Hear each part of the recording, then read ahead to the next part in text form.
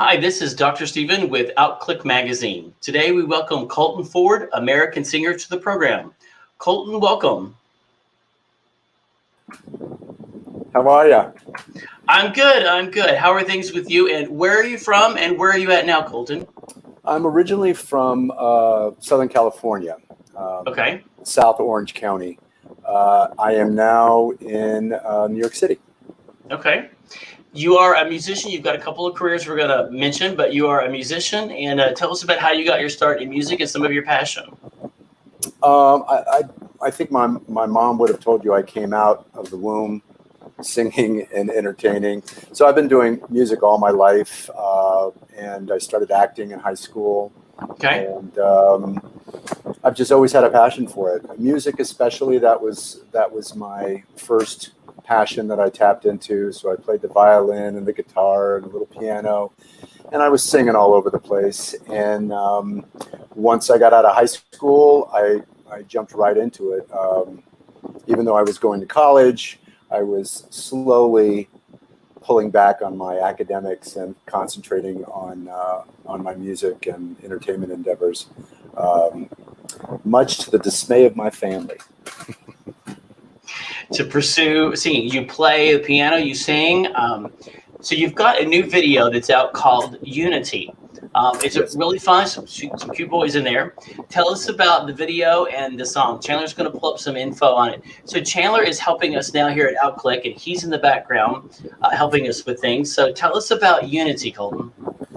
I wrote Unity about 2.5 years ago. I have two creative partners, Ron Schrader and Spin Sista, and collectively we're known as Whirlpool Productions. It was about 2 years ago. I wanted to write a song about how we are more powerful together and united than we are apart. And over the course of the 2.5 years, I rewrote it a couple of times. Not the hook. The chorus has been the same the whole time, but just the verses and the bridge section.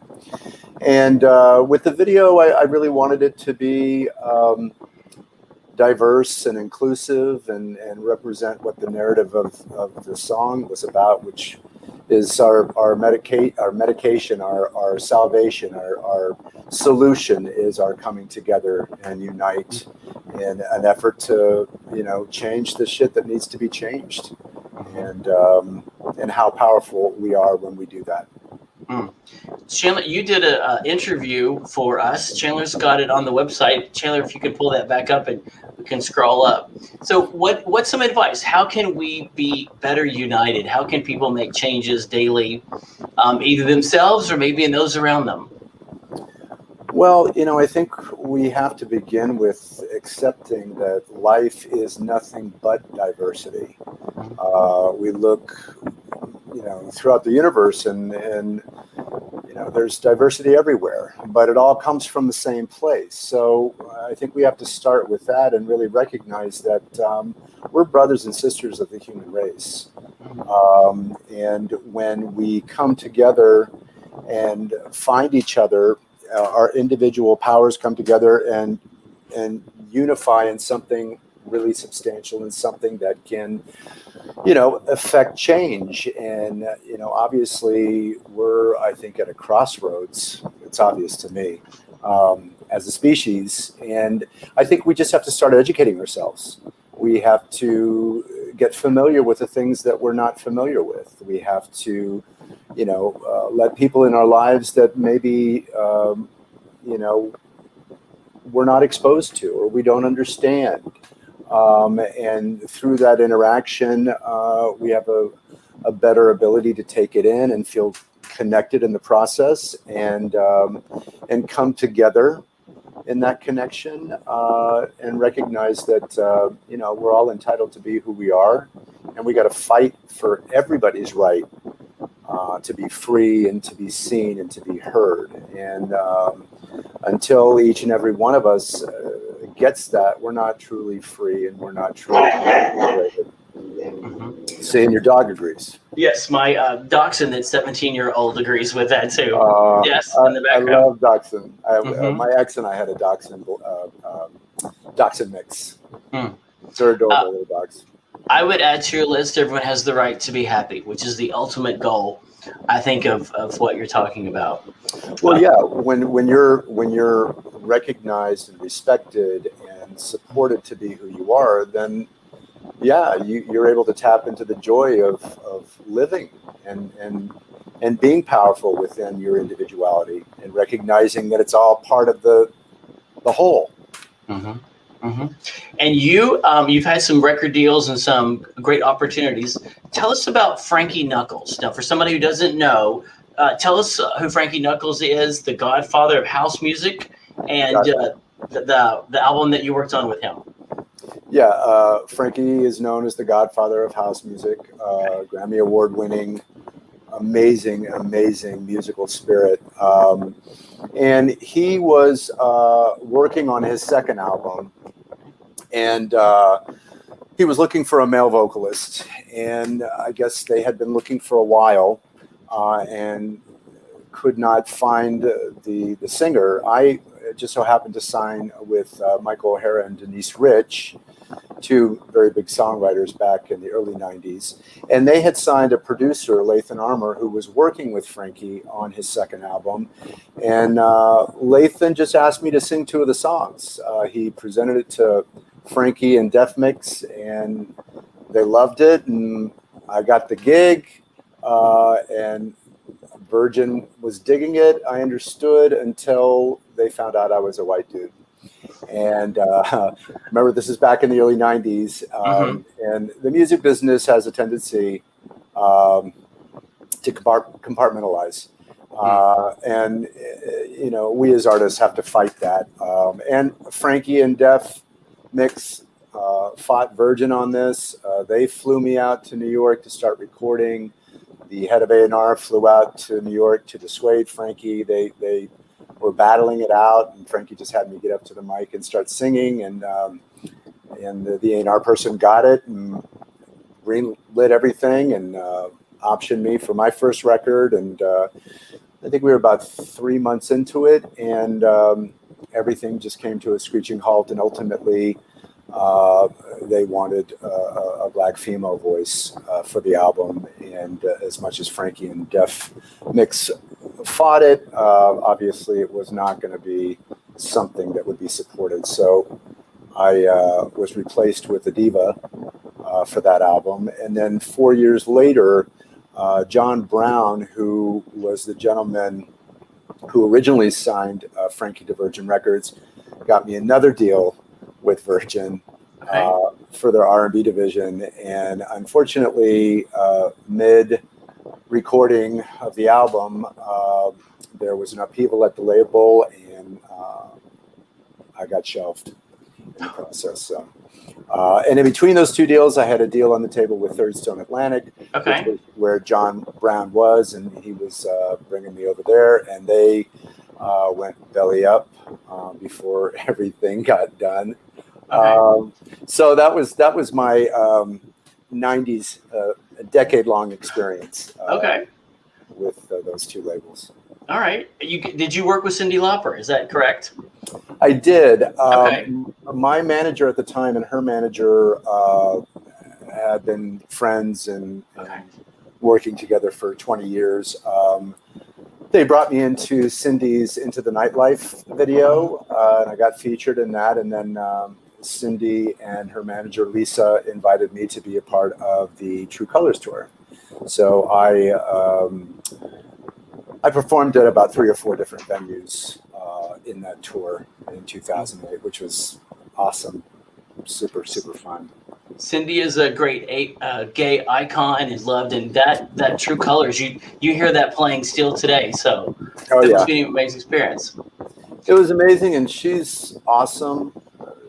Just what you would expect, generous, and she's like the ever-ready bunny. I mean, she has energy that just never lets up, and really inspirational and supportive and super kind, and it was great. It's a great experience. Yeah. And even doing pharmaceutical ads these days. Kudos to her. I know. Absolutely. You've had a lot of good acting opportunities. So tell us about what is your favorite movie that you've been in? because we could talk all day about all of them. But what's your favorite one that you've been in? You What's it know, like to be an actor? I think that's something everybody would like to know. well, for me, it's an extension of my creative. So I got into it, like I said earlier, in high school, and Okay. and it's just another opportunity to tap into creative expression. And I love the idea of taking on different characters and different life experiences, and I just really enjoy doing it. I really am not a fan of what's your favorite anything. Okay. Um, Fair question. just because, especially when you're talking about your art, there's attachments and connections to everything you do. So Mm-hmm. everything has a special meaning to you. I don't have a favorite song of songs. I don't have a favorite movie. There's so many, and for different reasons, it's hard to choose just one. So I would say, I've enjoyed everything I've done, and really have gotten out of the experience so many wonderful things that just keeps me in the mix, keeps me going, keeps me wanting to do more. Mm-hmm. So, Well, I learned something today. Don't ask that question well, of someone. some people are cool with it. I'm just like, people ask you, what's your favorite song that you've written? And I'm like, my favorite, like I can't. These are all my little babies. I can't choose one. Mm-hmm. Or who's my favorite singer? And, Stevie Wonder, Sarah Vaughan, Chaka Khan, Luther. I mean, there's you can't. For me, at least, I can't just pick one. Mm-hmm. There's too many of them that have influenced me that I think are just brilliant artists. I just don't have one favorite. I have a bunch of favorites. Mm. There's one country singer, and his name is drawing a blank, and they asked him about some of the songs he had written years ago, and he said, I don't remember those songs, and these were huge, and he said, I've written so many. He said, I've forgotten some of them that everyone knew the words to. And it was kind of funny to hear that. But he said, I've written so many over the years. And it was really interesting to hear him say that. And even like the characters of the Golden Girls, they've interviewed them and they talk about the shows. And of course, they have a huge gay following. And the actresses have said, we don't remember the scripts. We learned them and moved on. And, they've lived with us. So it's kind of interesting to hear the backgrounds on the people who work in it and how they experience it rather than we do. Well, and it's the same thing that people are surprised that I don't know the lyrics of all my songs. And much to what you just said, I've written so many songs. And you write it, you have a lyric sheet when you're recording it, and until you go in and perform it, you don't have a real need to memorize it per se. Performing it in a video or in a live setting, you've got to know the words. But outside of that, most people don't go in and memorize their lyrics, until they have to. Well, I'm a pianist, so I never learned how to memorize lyrics. So. Oh, okay. Well, there you go. Yeah. You didn't have any lyrics to memorize, really? No, I never memorized lyrics. Memorized lyrics. So you have two careers, and your third career, you have an OnlyFans page. If you want to tell us a little bit about that industry too. I do. Well, I did porn back in 2001, 2002 for about 10 months. And I'm provocative in my nature and have, leaned in on it throughout my career since that time, but have not really exposed myself to the degree that I did. And I didn't really think about OnlyFans until I started releasing new material, and the consensus with the people in my life, professional people in the business, people who are involved in my career, and also friends, was to lean back in on the erotic a little bit more because times have changed, and obviously now we have platforms where we can let people in more readily and more deeply. And so I decided when we were releasing Stay, we were talking about doing 2 edits for the video, one of which would be uncensored, where you see me and the gentleman who was in it with me, Jay Black, fully nude. So the question was, okay, so where are we going to make that available to people? And OnlyFans offers us that opportunity. So I launched it at that point. There have been a bunch of erotic pictures over the years that I've taken with photographers that I've worked with that haven't been released. So I've been releasing some of those on my OnlyFans page. I've also done some erotic videos, mostly jack-off stuff, but I've put some of my unreleased material, me and my partner's unreleased material under those videos and did creative edits with it. So I'm trying to, lean into the erotic, but not the same way I did before, but do it more creatively and artistically, and take advantage of the full scope of my brand. And certainly, the interest and demand is out there. So, why not? And I think the other thing that spoke to me were people who have been with me throughout and who have been asking for it, and encouraging me on, especially being 58, almost 59, to go out and represent and let people know that you don't have to stop pursuing your dreams or being provocative or erotic or sexual just because you're in your 50s or your 60s. I mean, it's a different world we live in now, and I think people are responding to realness. And part of keeping it real is recognizing that we're sexual creatures. How far we explore that and express it is individual and driven by a whole bunch of things. But for me, I'm comfortable in that skin, and it feels like a real community there. It's actually been really cool. Maybe we all have the secret desire, or to feel that comfortable and to have that level of security and what's the word when you feel good about yourself? I'm drawing the blank. When you self-esteem. Self-esteem. We all have that level to be able to do that. Well, and I also think it's about giving yourself permission. And one of the ways that I have driven my life in terms of making choices is considering whether or not I would regret not doing something I'm looking at doing, or experiencing something that I'm looking to experience at the end of my life. Would I regret it if I didn't have that experience? And if the answer comes back that, yeah, I would regret it, I'd look back and wonder what if, then that speaks to me to give myself permission to have that experience. And I think it also plays into, the work I've done, just being a proponent of therapy for so long. I've been in therapy off and on since I was 30. So, I'm not really concerned about judgment. And I think that lends itself to me being able to give myself permission. I think a lot of people don't live the life that they want to live out of fear of, judgment or abandonment or ridicule or hatred. But anybody that gives that to you for making the choices you feel are best for you are not your people, really. They ain't got your back.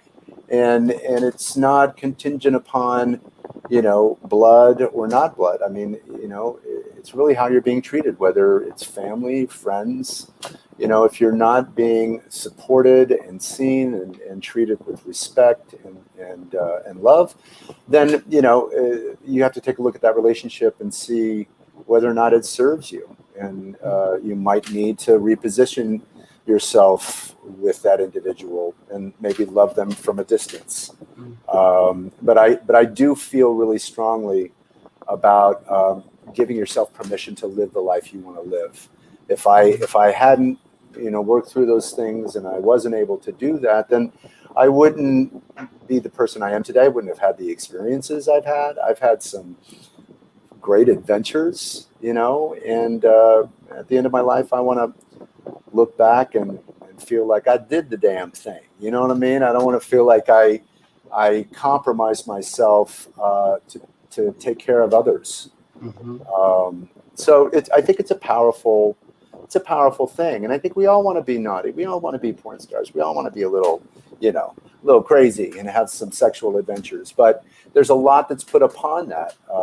Morality, religion, all these things that I think really take us out of the moment and take us out of what it really is and should be, which is something to be embraced and explored. You used some powerful words earlier: judgment, fear, abandonment. Those are some very powerful words. And if we let people use that against us, it keeps us from a lot of things that we would like to do, and a lot of joy and happiness, which is the opposite of just that. And that's a great message to give to our listeners and our viewers. Well, thank you. I really believe very strongly that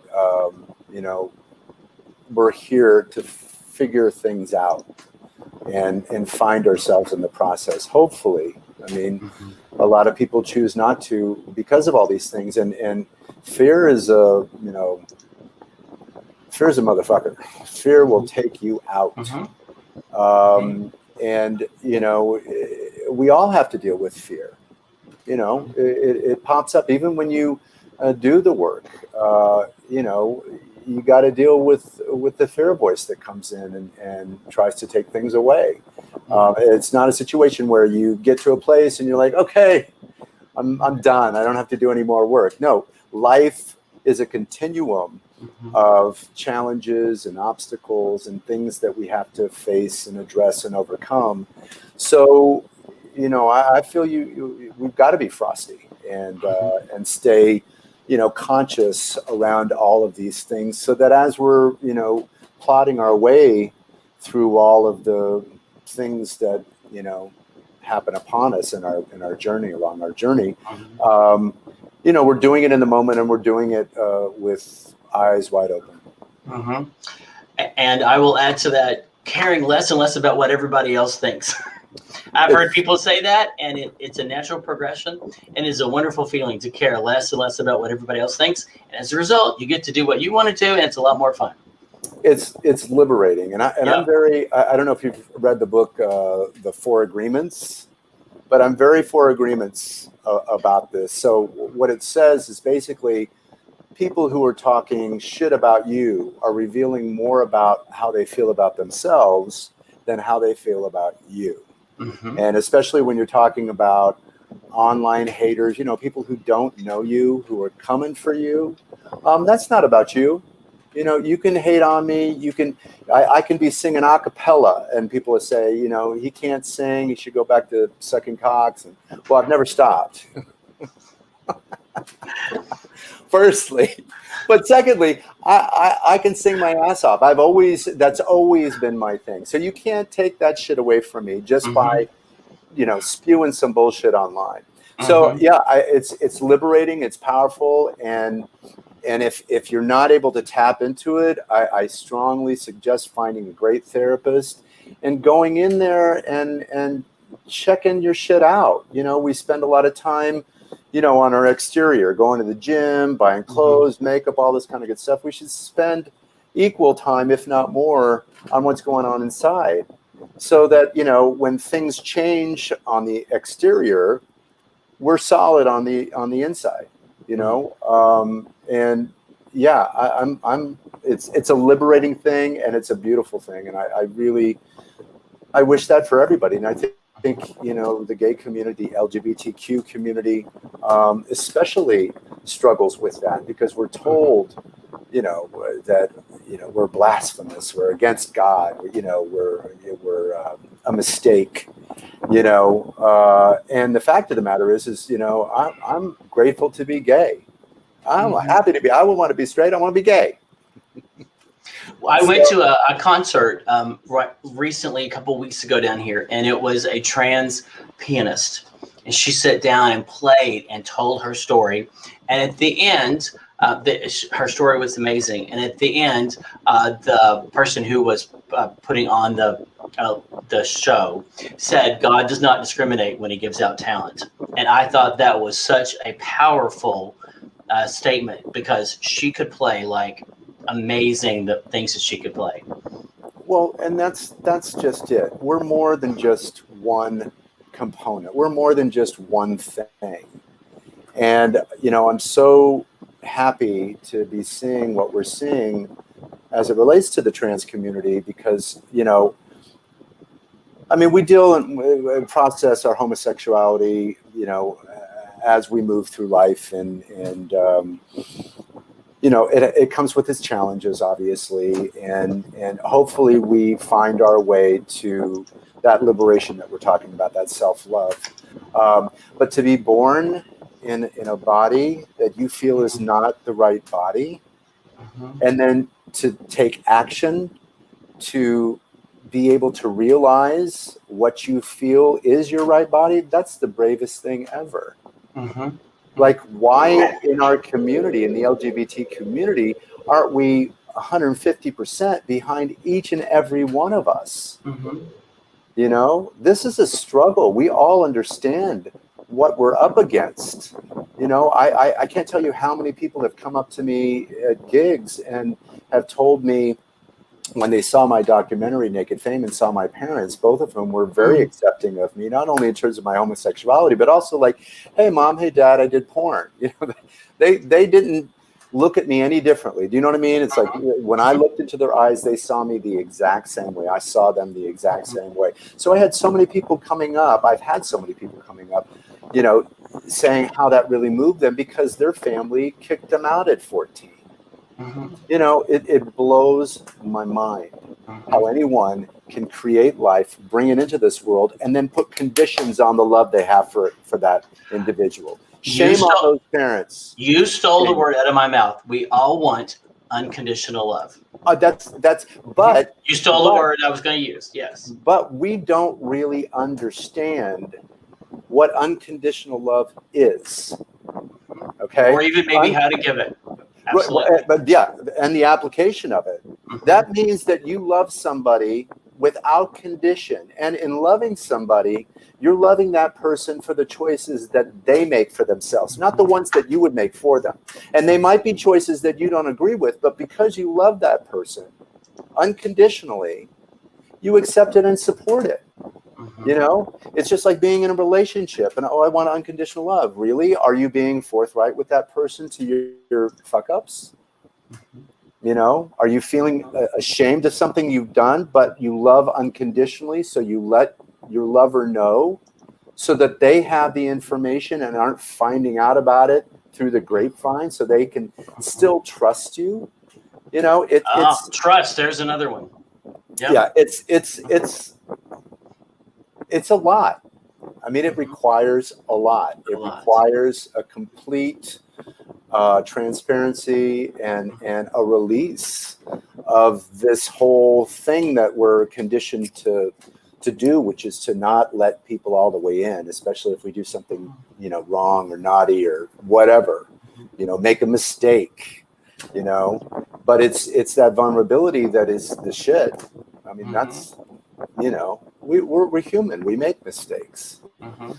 But if we own them and then we share them with the people that, we're involved with, that we've given our heart to, then it bonds us even deeper. How do we get to know each other better than to let each other in? If we're not letting each other in completely, then we're not really knowing our partner completely.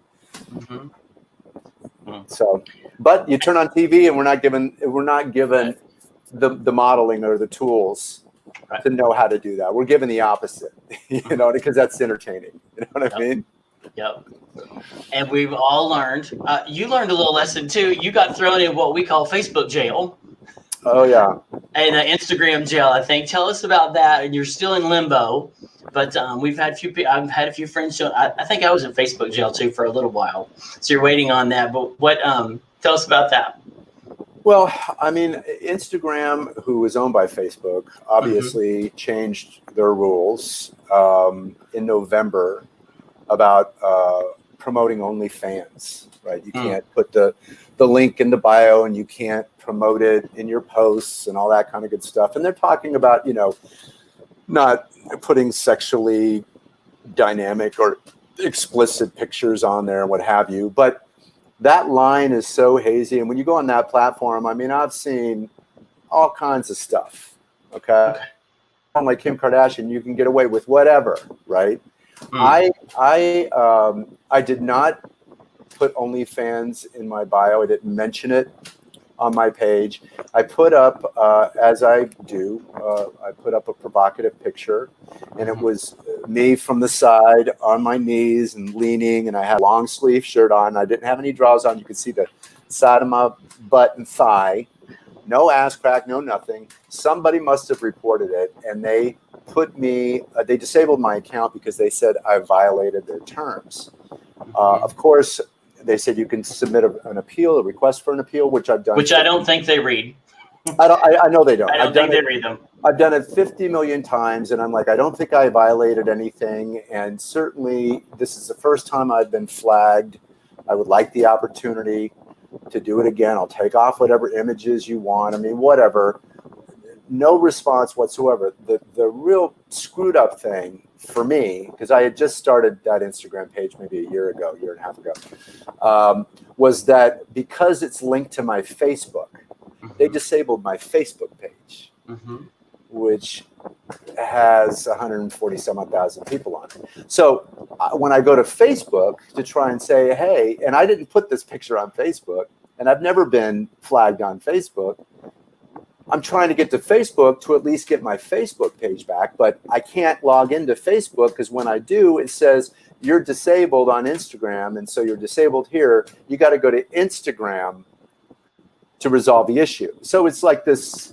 It's the loop that you were. Yeah. I'm in a loop, and then you call the Facebook numbers, and they're not taking phone calls. And then when I go to the help page and submit a request for a review, they won't accept the request because I have to go to Instagram and get that enabled again in order for me to. I mean, it's